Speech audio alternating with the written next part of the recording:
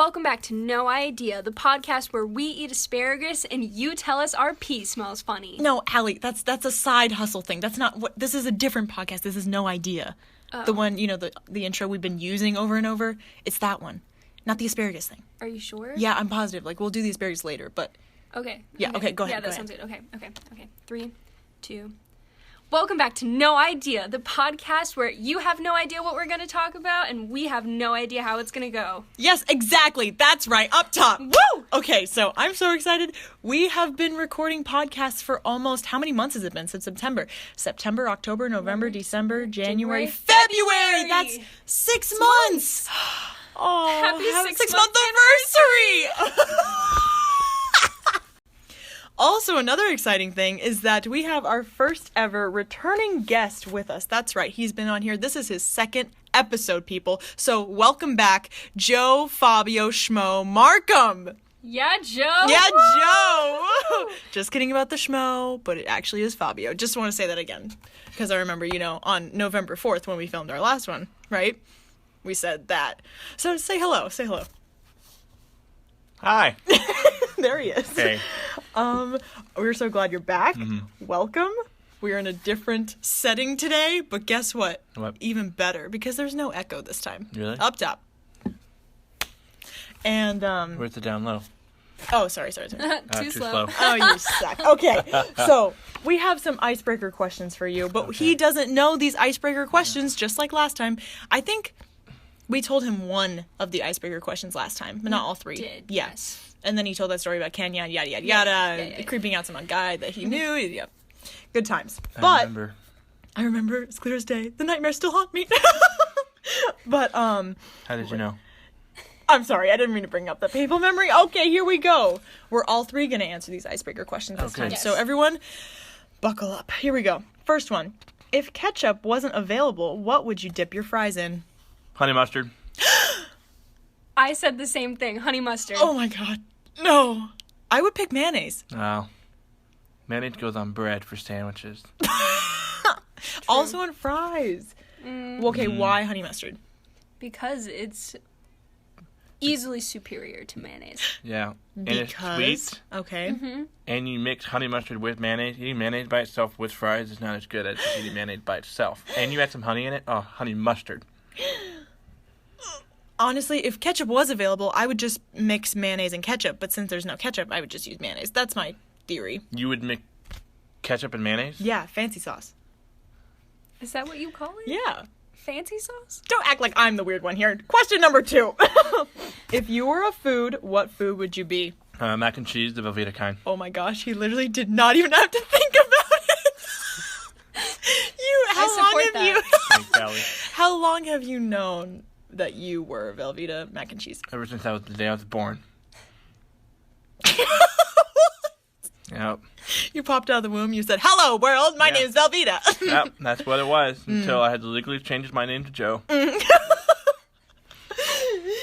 Actually, to all our audience out there, I think that Velveeta cheese tastes like sweaty gym socks. No, could you? No, you're just wrong. But you you're like- the one who I am. dips your fries in mayonnaise. Yeah, know. and you say that cheese dip is very different when you eat it with, like, the tortilla chips. Cheese It dip. is, yeah. No, it's not. It's like the same consistency. It's just melted differently. It's true. Okay, listen, back to Velveeta. I feel very attacked right now, but the thing is, I want to like Velveeta. It's not like I was after Velveeta or I just said, I have to just hate a cheese brand. I want to like it, but every time I try it, I get so excited about eating whatever it is that has that Velveeta cheese, and then I get so disappointed every time because it just tastes funky. It's okay. Your taste buds can't Okay. be wrong. Thank you. You know, when you so say much. when I'm after Velveeta, I almost thought you're after someone named Velveeta. I'm after Velveeta. I'm after Velveeta. I'm coming for you. Okay, Allie, what food would you be? Okay, this is a funny story because Jenny and I were talking about this prior to filming the episode. And I was like, hold on, Jenny, before you tell me what food you think I would be, let me see if I can think of what I would be. And I came to the decision that I would be boneless wings because everyone loves boneless wings. And I feel Everyone like, loves me. not like in a weird prideful way, but like I feel like I'm just a lovable person. You are. See, thank you. Thank you for supporting me. And like with boneless wings, they can be super versatile. So like I could be buffalo sauce one day if I'm feeling spicy. I could be barbecue if I'm feeling tangy. Like, I could be, like, I don't even know. I could be anything I want to be. So, Or if I'm you not don't want to bound. be anything, you can just You be be a plain. plain, And being exactly. That's yourself. exactly what she said. I'm not even, as we were talking about this earlier, she goes, and if I just want to be plain one day, I can. Wow. It's like you guys discussed this without me. Okay, well, all right. We'll find out later. Anyway, And then Jenny said I would be asparagus. yeah, I just looked at her and I said Archibald from VeggieTales, and then I was like asparagus. So that's my conclusion. For me, crap, I have to choose between two because you said for me that I would be avocado, and I was honored. Thank you so much. So welcome. But I said I would be tater tots because I just add to whatever goodness there already is in a situation. So beautiful. So But Jenny, what if you are the goodness and that's why you're avocado? thank you. Oh, that'd be good too. Maybe I'll just be both avocado tater tots. I'm sorry. Okay, No. moving on. Bad combo. We're gonna introduce our topic for today. How about that? Yes. Oh wait, no. Our last icebreaker question. Yes. I can't forget the most important one. All right. Can I get a drum roll, please? Hold on. I can't. That was This is really really lame. sad. That was really lame. Can you do it again, please? Both hands. Also, Joe, can you just give it a go? That's better. Thank you so much. I'm sorry, I'm the musician holding at a the book. table. I'm just kidding. Actually, Allie's a musician here. Anyway, thank you. If a tree falls in the forest with no one around, does it make a noise? It does. How do you know? Because it's scientifically proven that the weight of the tree to the weight of the ground will make a noise by the clump. But no one's there to prove it. Yeah, but what about somebody who actually been somewhere where a tree has fallen to the ground? Because one, if a tree falls to the ground, there is... How do you know it's not just making the noise for the person? I think you're being too complex here. No. Allie, what do you think? Okay. I'm about to shatter everyone's argument. Are we ready? Oh. Okay. So, right, you're walking in the woods. A tree falls. It makes a noise. That seems pretty logical. Ready? Tree falls in the forest, but you're not there to witness it. But someone dropped a tape recorder, and it's still recording. Guess what? The recorder picks up the noise, because guess what? A tree makes a noise regardless if anyone's there or not. Okay, well, that's not So the proven yet. recorder would... Okay, well, Jenny, I let's go to the forest. Listen, and I we'll understand where you're going with this. That's genius. You just haven't done it yet. So get back Exactly. to me once you know. My Yes. theory is it doesn't make a noise. It's completely silent. Okay. And with that, That's we false, will but- introduce... All right, thank you guys for ganging up on me in every question that we just Mayonnaise, I not would trees. just like to announce that Jenny is the one who picked these questions. Yep. You're not me. right, because I'm right about every single one of them. Anyway, moving on. Just kidding. You know what? I'm going to sit at the lowest place at the table and say you guys are right.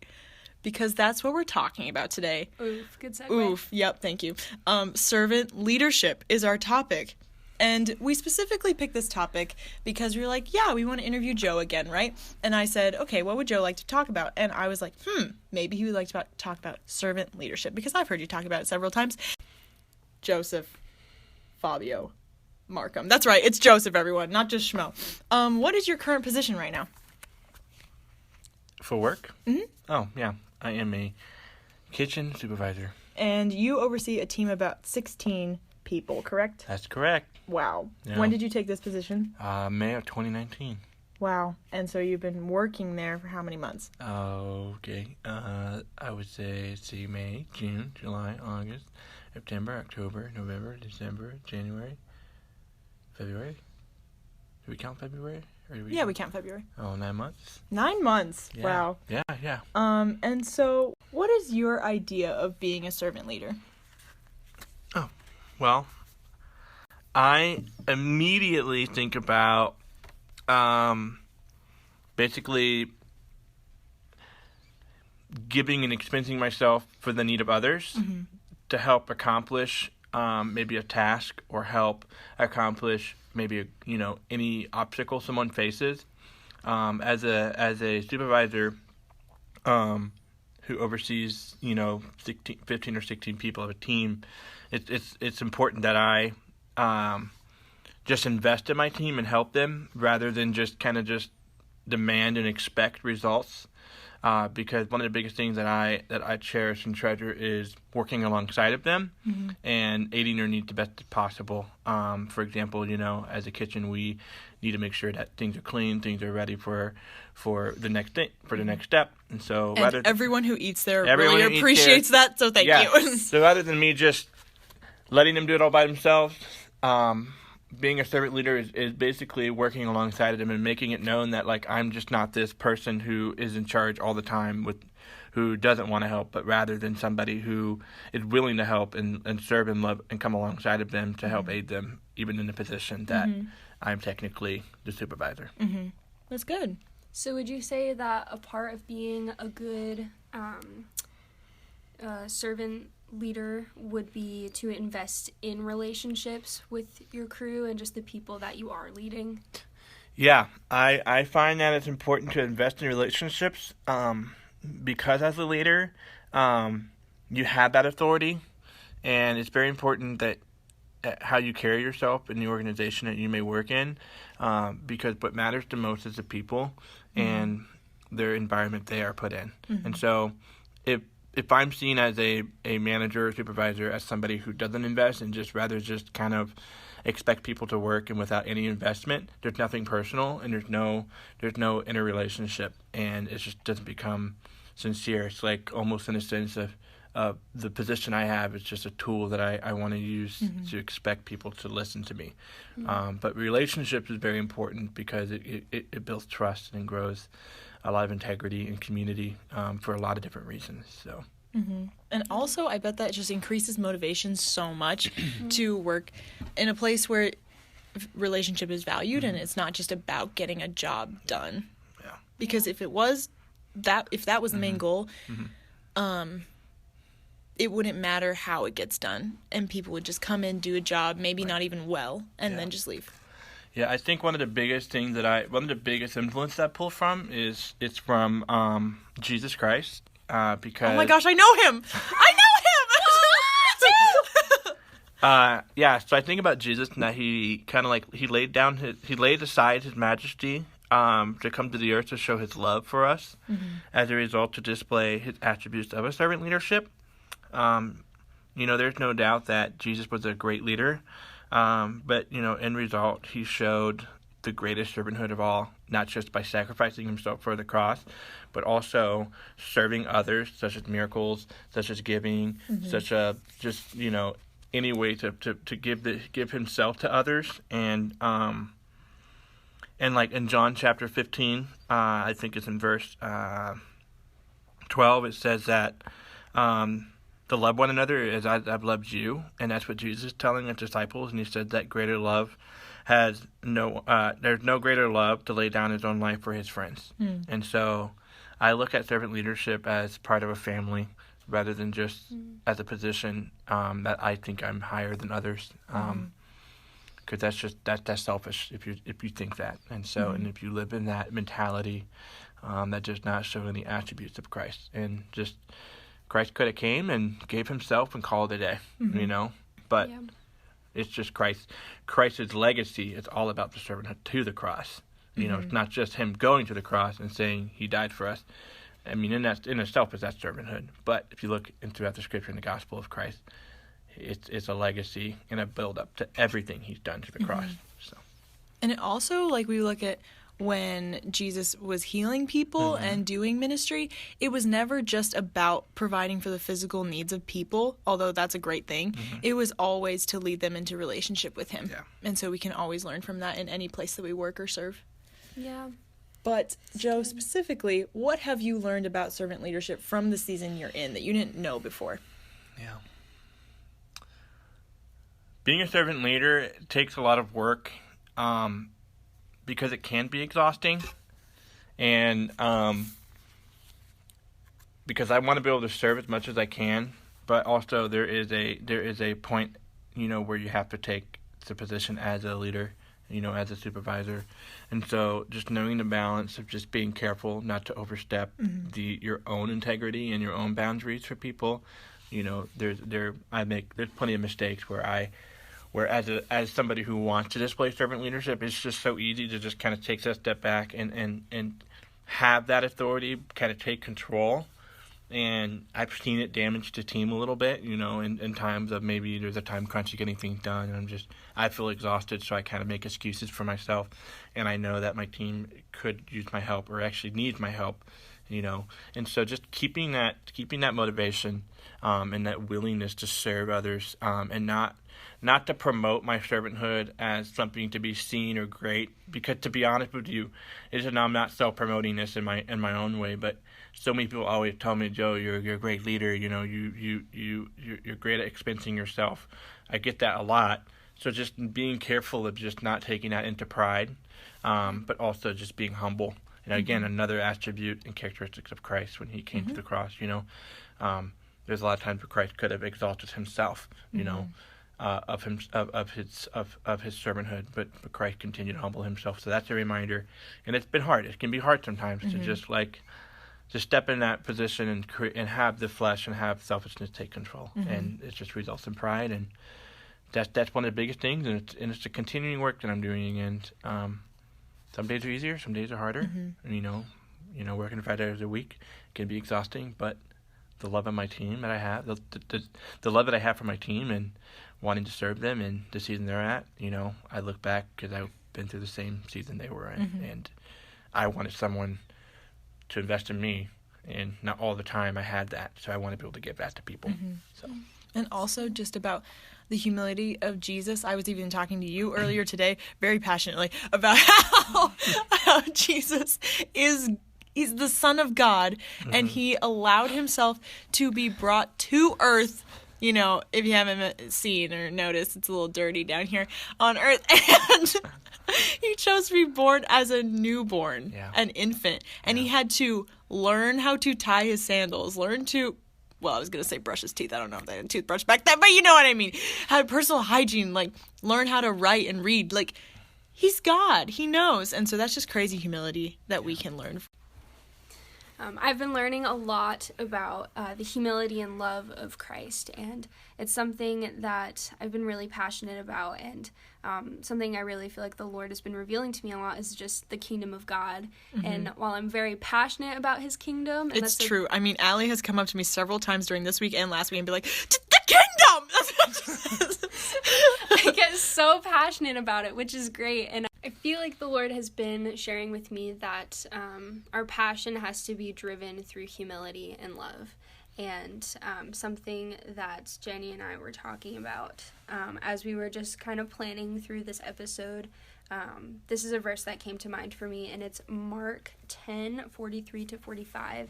And it says, "But it shall not be so among you, but whoever would be great among you must be your servant, and whoever would be first among you must be slave of all. For even the Son of Man came not to be served, but to serve, and to give his life as a ransom for many." So I just really feel like the Lord has been highlighting that whole theme of humility and love, and how real leadership is actually leading people in humility and love, and actually, like you've been saying, just counting yourself as a servant to others and investing in relationships, and just really loving other people before you would even think about yourself or what that means for you. And so I would say that, like you have said, Joe, that real leadership is actually being a servant, and just that intentionality with love and humility. And that's a very powerful thing. And I've been also studying the Beatitudes in Matthew, and I just want to read those really quick. And this is when Jesus is just kind of just describing how these types of people are blessed. And it says, "Blessed are the poor in spirit, for theirs is the kingdom of heaven. Blessed are those who mourn, for they shall be comforted. Blessed are the meek, for they shall inherit the earth. Blessed are those who hunger and thirst for righteousness, for they shall be satisfied. Blessed are the merciful, blessed are the pure in heart, and blessed are the peacemakers." And he just keeps highlighting these different characteristics of people. And I feel like in society, when we think of leadership, we think of the people who talk the loudest, or we think of people who have the light shining on them. Yeah, exactly. And they necessarily don't have good characteristics, if that makes sense. Not dodging all the famous people. Yes, but just because they're on stage does not mean they have good characteristics or that they're a good leader. Just means they're in front. Yeah, exactly. And so just realizing that Jesus, when he says these kinds of people are blessed, it's actually what the world would consider to be the weak things. Oof. That Jesus counts as the things that have power. And like even Paul says that his power, the Lord's power, is made perfect in our weakness.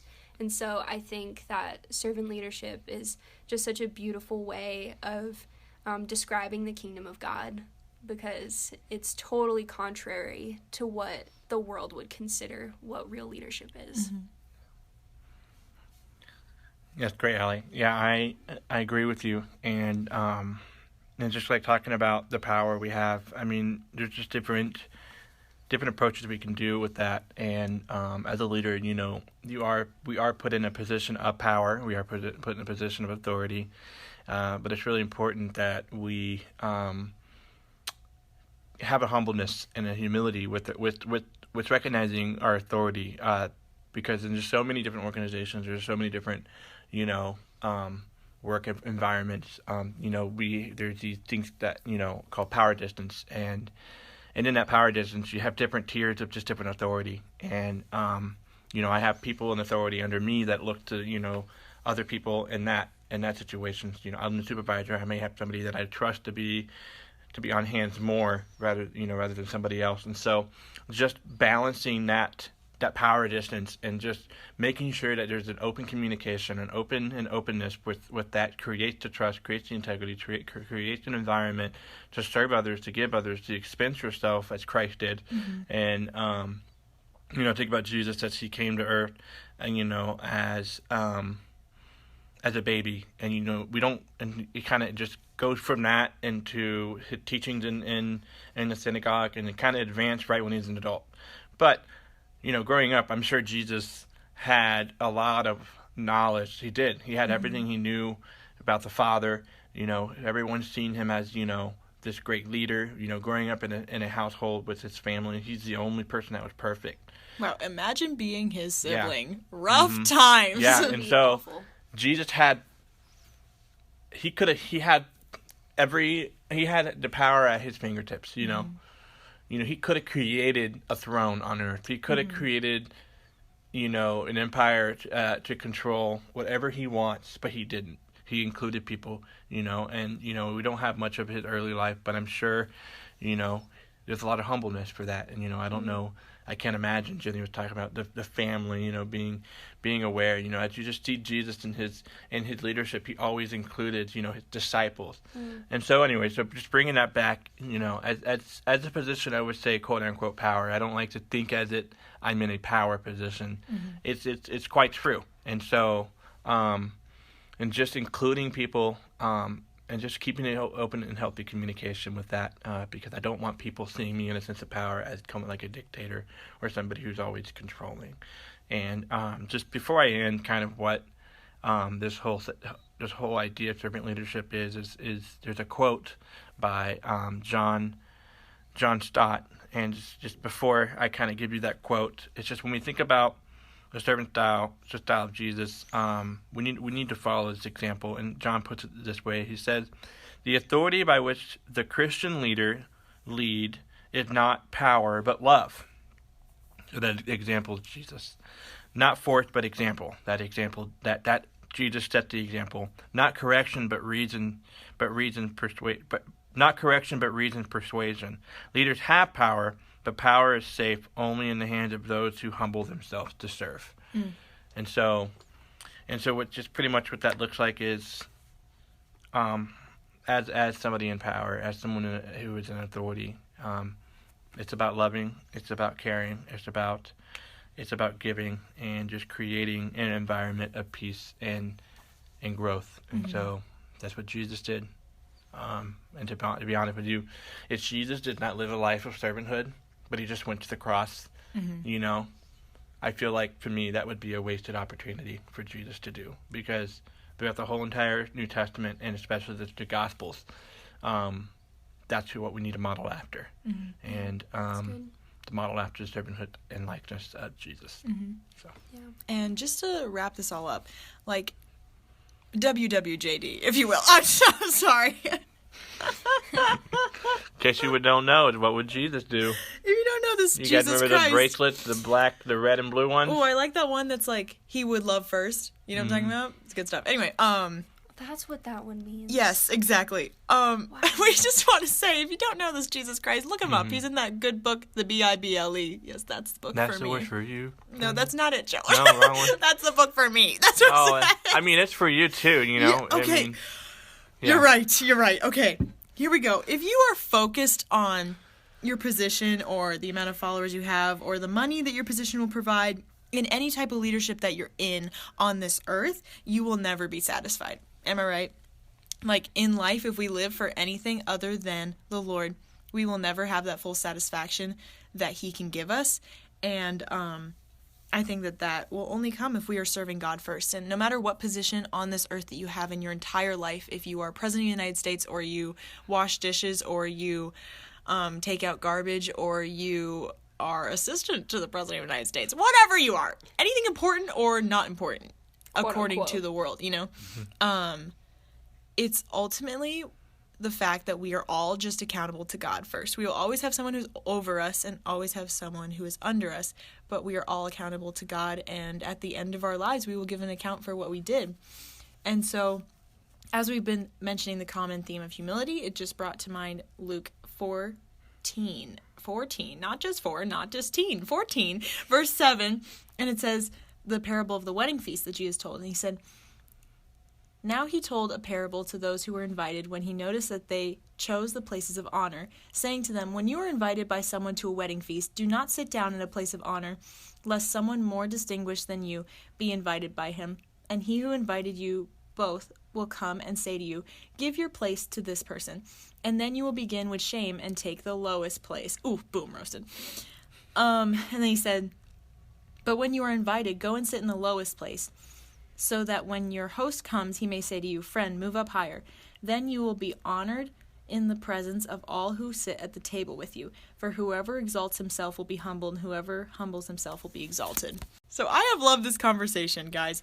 Thank you so much, Joe, for being on this podcast once Yes. again, the You're second welcome. time. Yep. Yes, it has been quite a rush. Performing live gives me such a rush. But this has been No Idea Podcast, talking about servant leadership. Thank you guys so much for joining us. We hope that this really helped you and that you take into account whatever position you are working in, that it's ultimately for the Lord, and you can do it with grace and humility as he enables you. So thank you so much for listening to us. We'll be back soon. Don't you worry. Signing off, Allie, Jenny, and Joe. See you around.